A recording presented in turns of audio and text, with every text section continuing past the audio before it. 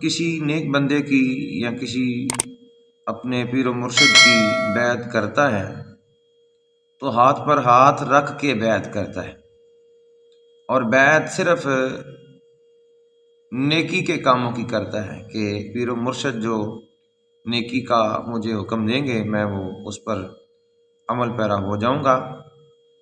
اور پیر صاحب کی جو غلط بات ہوگی اگر وہ غلط کریں گے تو میں اسے نہیں مانوں گا۔ لا طاعۃ لمخلوق فی معصیۃ اللہ، کیونکہ اللہ تعالیٰ کی نافرمانی کر کے کسی کی فرما برداری نہیں کرنی، ہمیں یہ حکم ملا ہے نبی علیہ الصلوۃ والسلام کی طرف سے۔ تو مرد حضرات جب بیعت کرتے ہیں تو پیر و مرشد کے ہاتھ پر ہاتھ رکھ کے بیعت کرتے ہیں، لیکن عورتوں کو ہاتھ پر ہاتھ رکھ کر بیعت کرنے کی اجازت نہیں، کیونکہ نبی علیہ الصلوۃ والسلام کی بارگاہ میں کچھ عورتیں حاضر ہوئیں اور انہوں نے آ کے عرض کی یا نبی اللہ ہم آپ کی بیعت کرنا چاہتی ہیں، تو نبی علیہ الصلوۃ والسلام نے ان کو بیعت فرمایا۔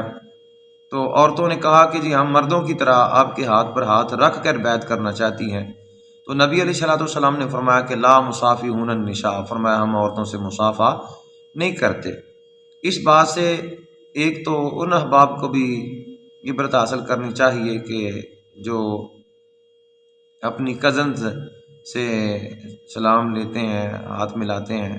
پھپھو کی بیٹی ہو گئی، ماموں کی بیٹی ہو گئی، خالہ کی بیٹی ہو گئی، چاچو کی بیٹی، تو ہر ایک سے ہاتھ ملاتے ہیں، تو نامحرم عورتوں سے ہاتھ ملانا بھی جائز نہیں ہے۔ ہاں اپنی اگر آپ کی بیگم ہو تو اس سے ہاتھ ملانے میں کوئی حرج نہیں ہے۔